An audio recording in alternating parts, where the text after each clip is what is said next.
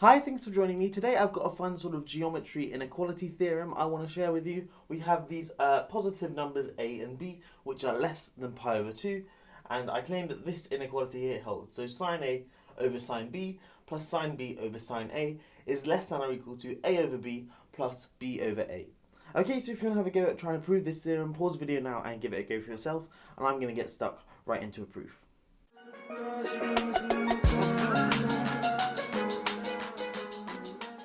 Okay, so by the symmetry of the inequality we want to prove, we can assume without loss of generality that a is less than or equal to b. So we have that 0 is less than a is less than or equal to b, and that is strictly less than pi over 2. Like so. Okay, now what I want to do is prove a few inequalities about other things. So let's firstly consider a function f of x, and this is going to be defined on the interval 0 pi over 2, the open interval 0 pi over 2. And it's going to be precisely x minus tan x. And what we want to do is investigate a property of this function here. What I want to do is firstly just consider the derivative. So f prime of x, the derivative of f, well, the derivative of x is just 1, and the derivative of tan x is just secant squared of x, like so. Okay, but secant squared is just 1 over cosine squared. Now, because x is between 0 and pi over 2, and in particular in that open interval, the reciprocal of it is going to, cosine squared is going to be between 0 and 1. So the reciprocal of cosine squared, namely secant squared, is going to be strictly greater than 1. So then that tells me that 1 minus something which is strictly greater than 1, this all in all is going to be less than 0. So that tells me that f prime of x is less than 0 for all x in 0 pi over 2. Okay, and of course that means that f of x is a decreasing function. So that means that for all x in 0 pi over 2, in particular we have that f of x is less than f of 0. And what is f of 0? When we plug that into here, that's just 0 minus tan of 0, which is 0 minus 0, which is 0. Okay, so that tells me that f of x is less than 0 for x between 0 and pi over 2. But in particular, that tells me that x is less than tan x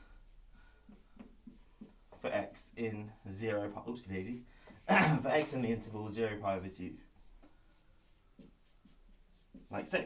Awesome. Okay, so we've shown that f of x has a property, from this function we constructed f of x, we can prove that x is less than tan x in this interval. Anyway, let me clear up the whiteboard and we'll continue. Okay, so now what we need to do is introduce another function, which again seems a little bit irrelevant to the problem we're going to solve, but they'll all come together in the end. The next thing I want to do is consider the function which I'll call g of x, and it's just going to be sine x over x. And this is for x in 0 pi over 2, like so. Okay, let's now consider the derivative of g like we considered the derivative of f. And of course we've got to use the quotient rule. So the derivative of g of x, or g prime of x, is going to be x times the derivative of sine x, which is cosine x, minus sine x times the derivative of x, which is just 1, so minus sine x. And that's all over x squared.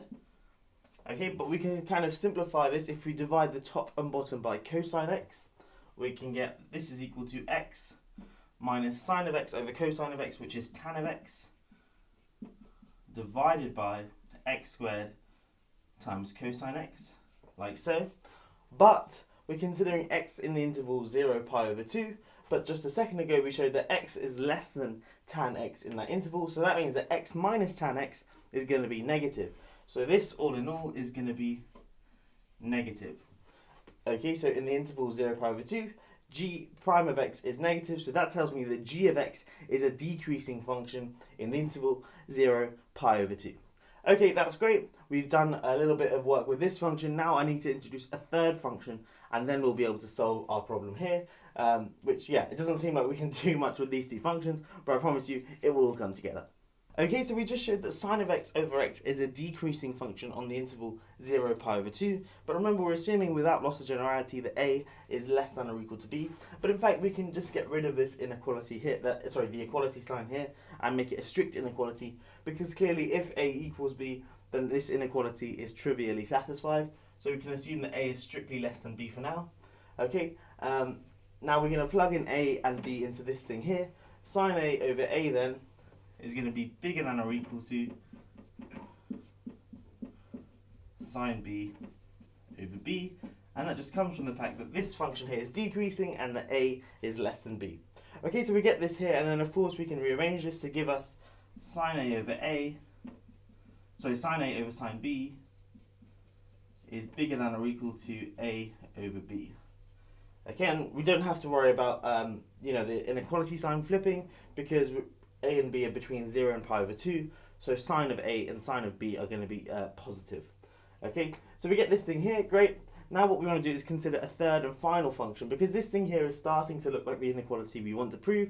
What we want to do now is consider the function g of x, and this is going to be equal to x plus 1 over x, and this is for x between 0 and 1. Okay, and like we've done before, alright, let me call it h of x to avoid confusion. We're going to consider the derivative of h of x. So in this case, that's h prime of x equals, derivative of x is just 1, and the derivative of 1 over x is just minus 1 over x squared. So h prime of x is equal to 1 minus 1 over x squared, but because we're considering x between 0 and 1, x squared is also between 0 and 1, so the reciprocal of x squared is going to be strictly greater than 1. 1 minus something that's strictly greater than 1 is strictly less than 0. So this thing here is less than 0, so that tells us that h of x is a decreasing function on 0, 1. So h of x is decreasing on 0, 1. Now what we want to do is plug in these guys here, because we know that a over b is less than or equal to sine a over sine b, and both these things here are between 0 and 1. How do I know that? Well, I know that a is strictly less than b, so this thing here is going to be less than 1, and it's clearly also positive. And this thing here, again, is clearly positive, and it's going to be less than 1 because sine of x is an increasing function on 0 pi over 2, so the numerator here is less than the denominator.